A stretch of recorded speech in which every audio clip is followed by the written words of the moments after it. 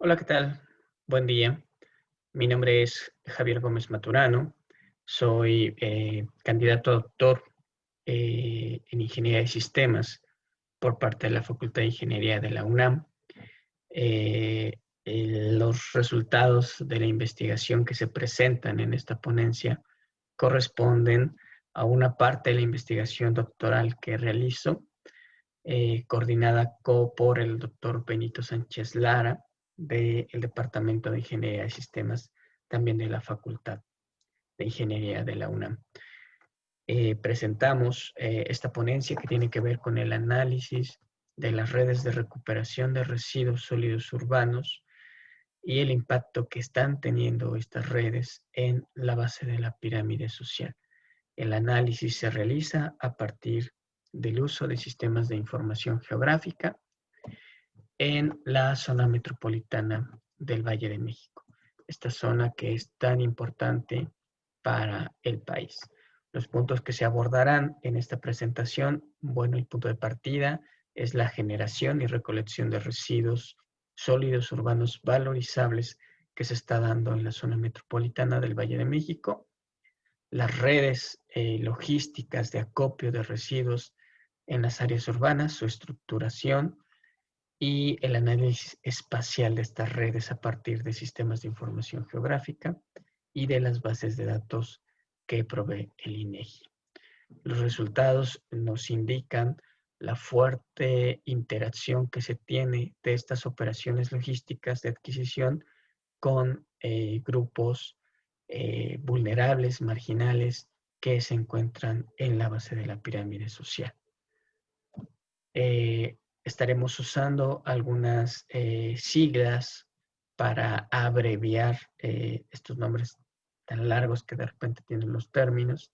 Bueno, la zona metropolitana del Valle de México, las cadenas de suministro inversas, residuos sólidos urbanos, sistemas de información geográfica, operaciones logísticas, centros de acopio, cadenas de suministro y cadenas de suministro sustentables. Estos acrónimos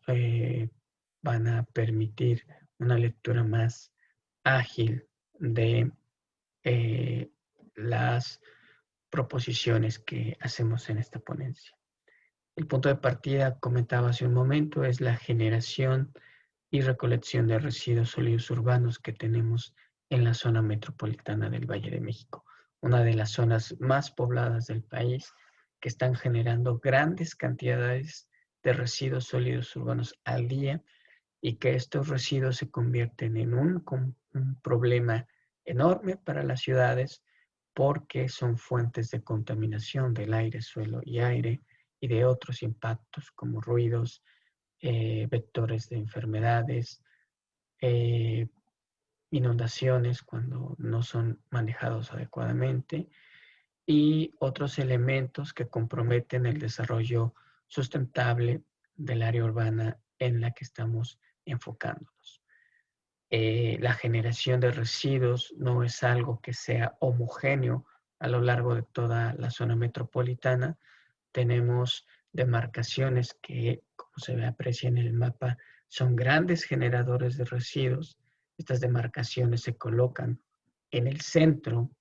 del área urbana, se genera un centro de gran generación de residuos y en la periferia, en el entorno de la zona, tenemos municipios con una reducida cantidad de residuos generados. Entonces tenemos una configuración centro-periferia en la que las demarcaciones, principalmente alcaldías de la Ciudad de México,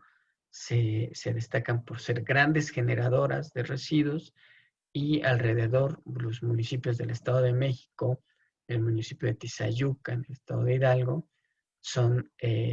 son generadores pequeños con bajas tasas de generación per cápita. ¿A qué se refiere la generación per cápita? Pues a la cantidad de residuos que se generan por persona y por habitante. De acuerdo al Banco Mundial, una generación menor a 1 kilogramo por día por habitante sería una tasa adecuada para las para las zonas urbanas, una tasa de 1.5 ya genera costos serios para las áreas urbanas, y una generación de 2 kilogramos por día es una generación per cápita difícil de manejar, con fuertes implicaciones y que compromete el desarrollo sustentable de la ciudad. Como podemos apreciar en este segundo mapa, tenemos, por ejemplo, que la ciudad, bueno, la zona metropolitana del Valle de México no ha crecido en términos de población de forma homogénea. Generalmente, la cantidad de residuos que se genera en un área urbana se asocia a la cantidad de personas que viven en ella. Aquí podemos ver, si contrastamos el mapa 1 con el mapa 2, que las alcaldías y municipios con mayores tasas de generación de residuos no son las alcaldías y municipios que tienen mayor población o que han sufrido o han experimentado un mayor incremento en su población. De hecho, vemos que justamente las alcaldías de la Ciudad de México han tenido reducción en la población que tenían desde el año 1990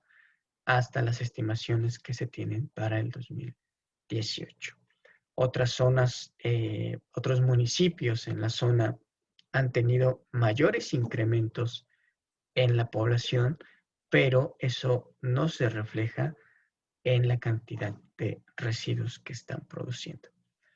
Los residuos sólidos urbanos, según la literatura, se asocian no solamente a la población, sino a los patrones de producción y de consumo, así como a niveles socioeconómicos y al ingreso que tienen estas poblaciones. Generalmente, entre más riqueza posea un grupo social, va a generar mayor cantidad de residuos sólidos urbanos. ¿Y esto cómo se conecta con la logística? Bueno, lo que tenemos como un modelo predominante de producción al que las cadenas de suministro tradicionales responden o obedecen, pues es a un sistema de producción lineal, donde, como ustedes pueden ver en el esquema que se presenta en la parte inferior, la cadena de suministro se encarga del aprovisionamiento de materiales, de materias primas, energía y otros insumos a las plantas de producción, de fabricación, que proveen los productos y servicios destinados al consumo y a la satisfacción de una necesidad particular. Estas tres funciones básicas de la cadena de suministro: el aprovisionamiento, la producción y la distribución, para darle al cliente lo que necesita, cuando lo necesita, en las condiciones que lo necesita y donde lo necesita, ¿no? La cadena de suministro se enfoca a proveer de estos productos a su mercado meta, pero que una vez que se realiza el consumo, se generan materiales de desechos, materiales como los empaques y embalajes que protegieron al producto durante toda la cadena, pero que una vez que se realiza el consumo pierden su función y se convierten en un desecho, en un residuo. La cadena de suministro tradicional no se responsabiliza de este residuo. No, al menos en la normatividad mexicana, no hay normas de responsabilidad extendida del productor para que gestione el manejo de los residuos que se generan a partir del consumo. Ahí es donde los gobiernos municipales, por ley en México, entran mediante los sistemas públicos de manejo de residuos, que se encargan de recolectar el residuo que se produce después del consumo, y a través de una red de manejo de residuos conducir este residuo a disposición final, que básicamente en México es enterrarlo, a veces a cielo abierto o a veces en un relleno sanitario, disponerlo para que el material se quede ahí confinado durante mucho tiempo. A veces le llaman disposición final. Esa línea que conduce los materiales de la cuna a la tumba es lo que conocemos como modelo de economía lineal. Y lo que se observa a través del análisis de estas redes es que hay un conjunto de actores privados que intervienen en el sistema de manejo de los residuos para recuperar materiales fácilmente valorizables como el PET, como el aluminio, como la chatarra, como el cartón, como el papel. Son materiales que ya tienen demanda por parte de las fábricas de productos reciclables que demandan estos insumos, que son desperdicios que se generan, que forman parte de los residuos. Según la estadística de la Semarnat, alrededor del 35% de los residuos que se producen en México son fácilmente valorizables. Estas redes informales, en su mayor parte, eh, se inmiscuyen en el sistema de manejo de residuos para recuperar los materiales y reintegrarlos a un flujo inverso,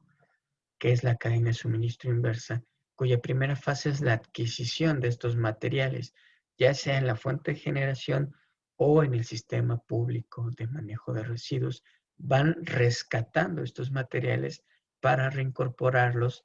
y suministrar a la industria de la valorización de materia prima para sus procesos. Estas redes se tienden en toda la ciudad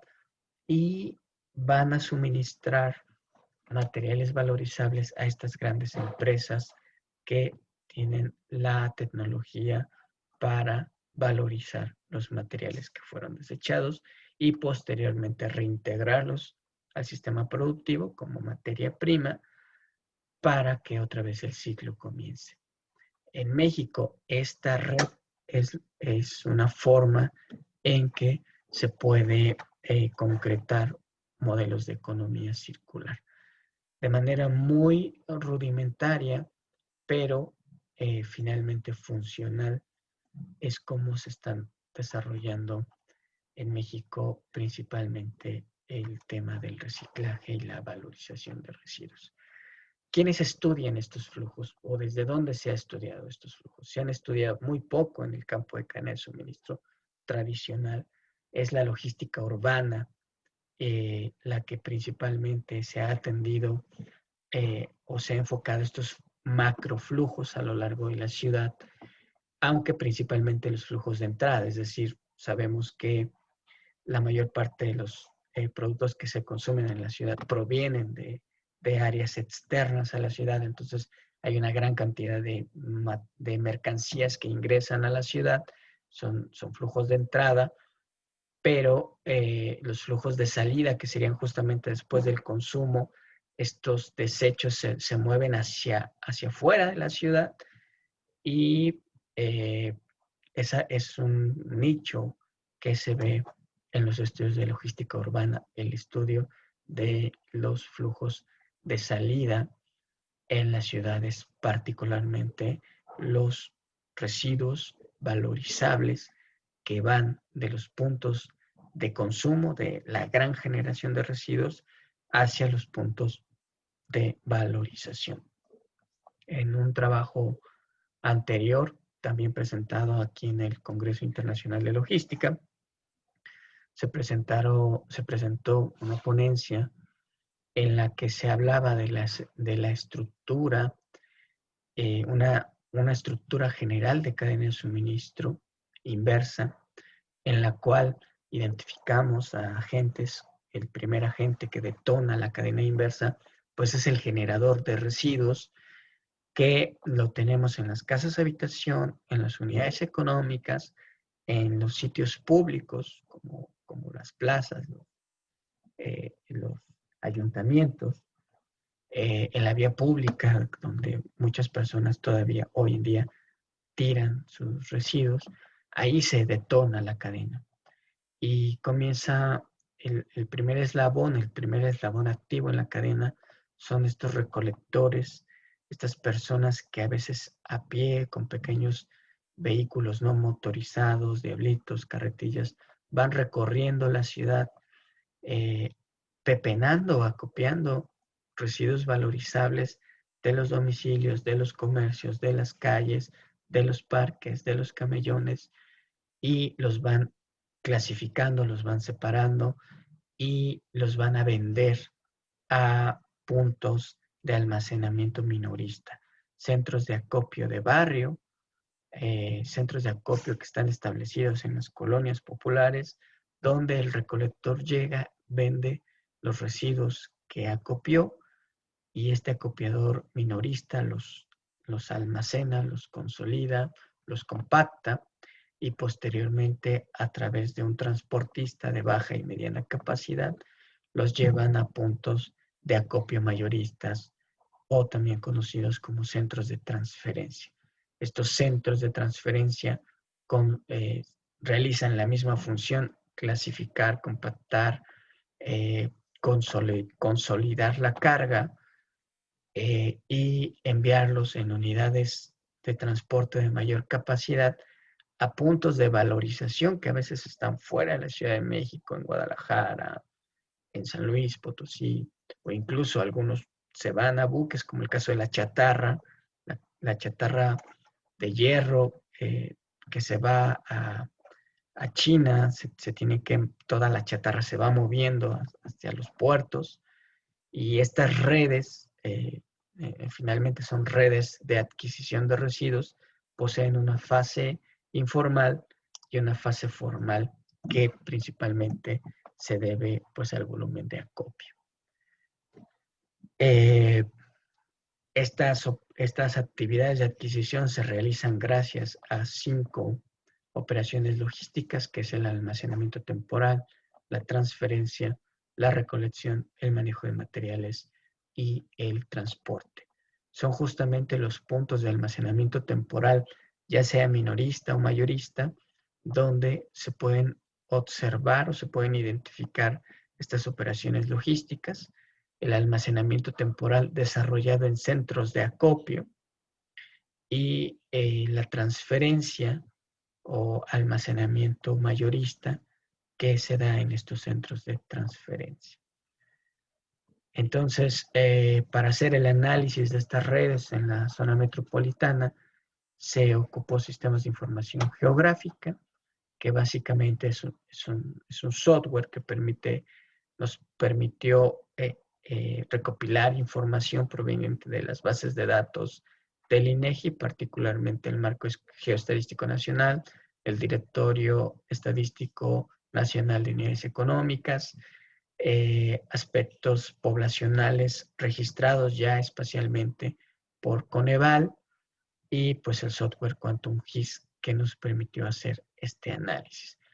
La importancia de estas bases de datos es que tienen una referencia geoespacial que nos permite cruzar la información, en este caso de la actividad económica de estas unidades económicas de residuos, con las características poblacionales de los puntos donde están establecidos estos centros de acopio y centros de transferencia. Particularmente, el Directorio Estadístico Nacional de Unidades Económicas nos permitió identificar los centros de acopio de barrio que se pueden enfocar a la comercialización de desechos metálicos, la comercialización de papel y cartón, la comercialización de vidrio y la comercialización de desechos plásticos y de otros materiales. Este seguimiento que hace el DENUE, el insumo principal pues son los censos económicos. Tenemos 3 censos económicos donde los resultados, las unidades económicas están georreferenciadas, que es el Censo Económico 2009, 2014 y 2019. Estos 3 censos económicos constituyeron el insumo principal para analizar la localización de estas unidades económicas. Además de esto, pues rasgos de población y vivienda obtenidos a nivel AGEP del Censo de Población y Vivienda 2010, un análisis que hace Coneval sobre la pobreza urbana en México, que nos permite a nivel AGEP conocer el porcentaje de pobreza que se tiene en ese AGEP y encuestas intercensales 2015 y proyecciones de población 2018. Sobre estos insumos se hace una modelación en sistemas de información geográfica. Una de las principales aplicaciones de los SIC pues es la aplicación de modelos o hacer representación de zonas urbanas a partir de modelos que incluyen, por ejemplo, en nuestro caso, actividades económicas de estos centros de acopio, población y vialidades. Se construye un modelo de representación y ese modelo que representa la zona de estudio se hacen cruces o comparaciones entre cantidades de centros de acopio, cómo ha sido el crecimiento, cuáles son las zonas donde suelen establecerse y cuáles son las características de estas zonas urbanas en las que están establecidas.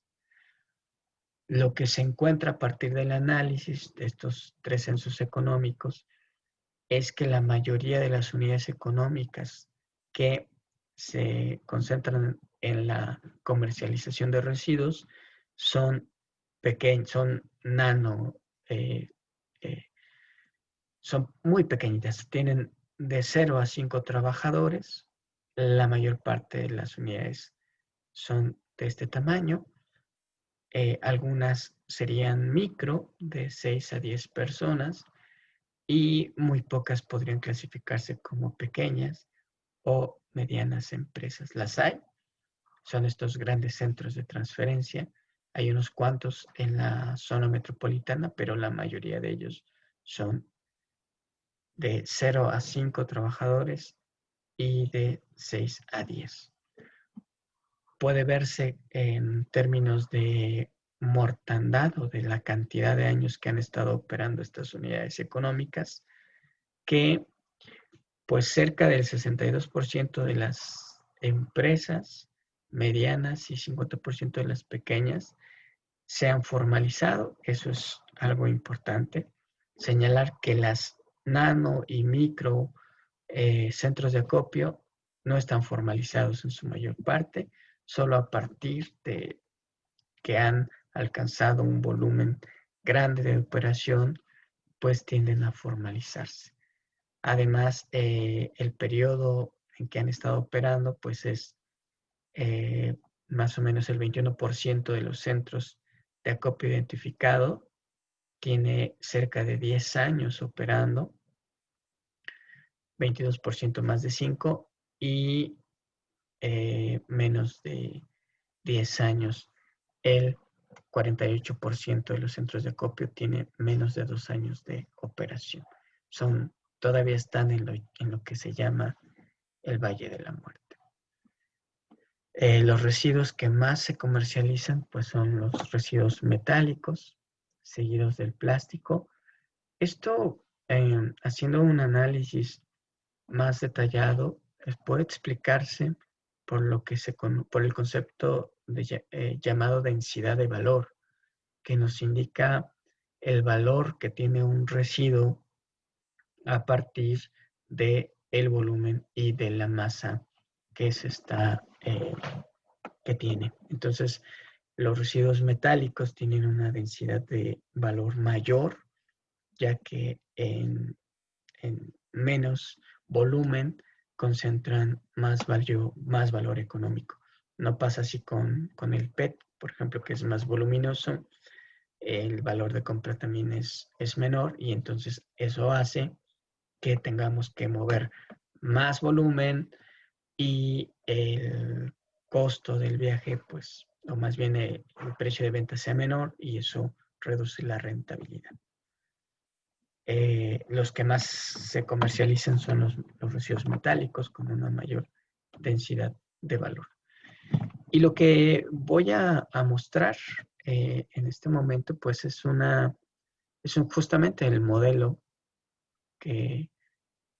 es uno de los dos modelos que se construyeron para hacer el análisis. Lo que se está mostrando aquí es la zona metropolitana del Valle de México y los puntos o las áreas identificadas verdes, anaranjadas, rojas, amarillas, son justamente los AGEPs, las áreas geoestadísticas básicas en que se divide el territorio nacional, incluyendo la zona metropolitana, que en este caso están categorizadas a partir del nivel de pobreza que tienen. Del lado izquierdo ustedes pueden visualizar que las zonas verdes son aquellas que tienen un porcentaje menor al 20% de pobreza. Las que tienen un verde más claro se sitúan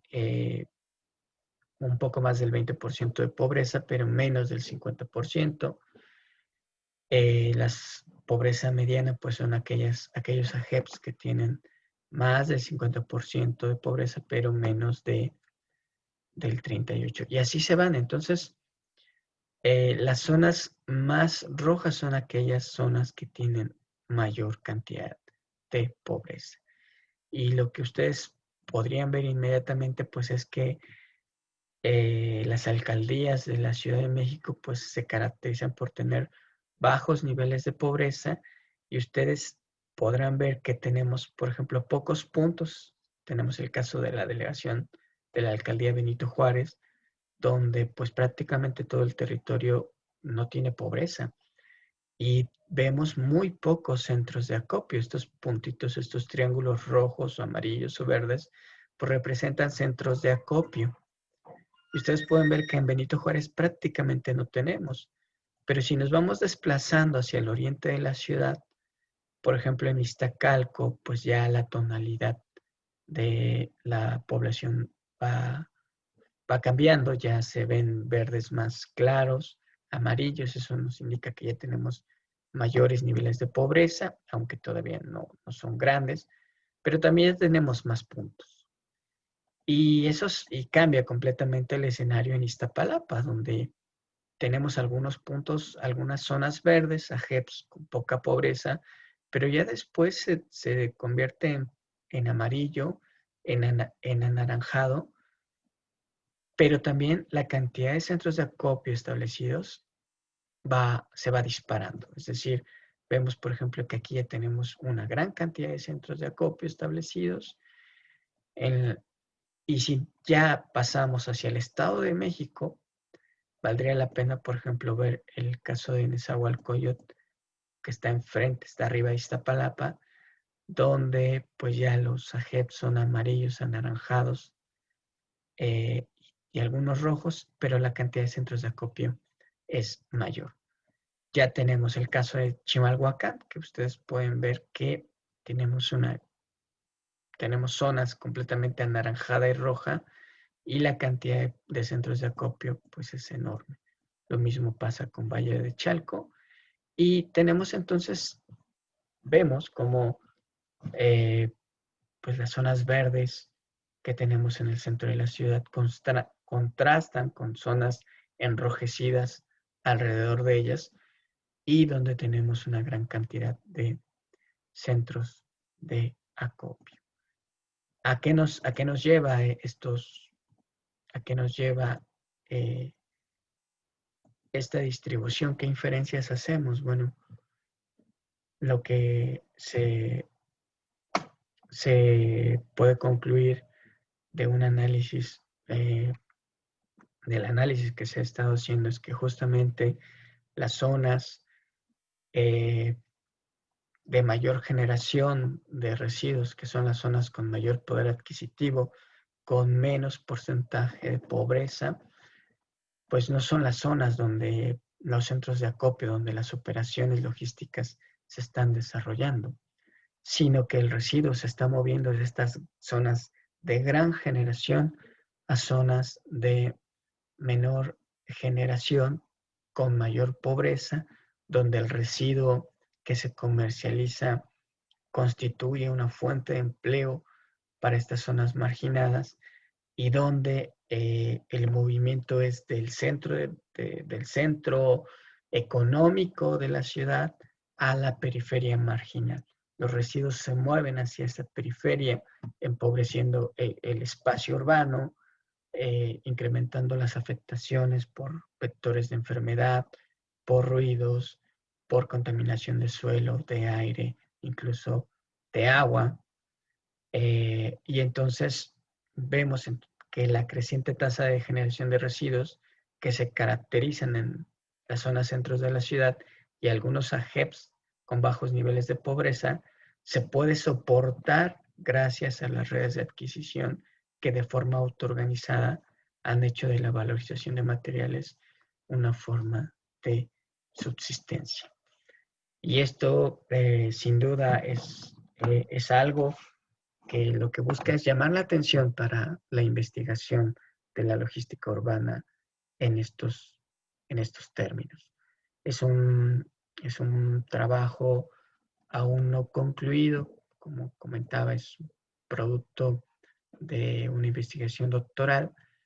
que todavía no se ha concluido, pero que ya está señalando la enorme importancia que tiene el análisis logístico de estos movimientos de adentro hacia afuera en la ciudad de mercancías de bajo valor económico, pero de alto impacto medioambiental y social. Agradezco su atención y nos vemos en el Congreso Internacional de Logística y Cadena de Suministro.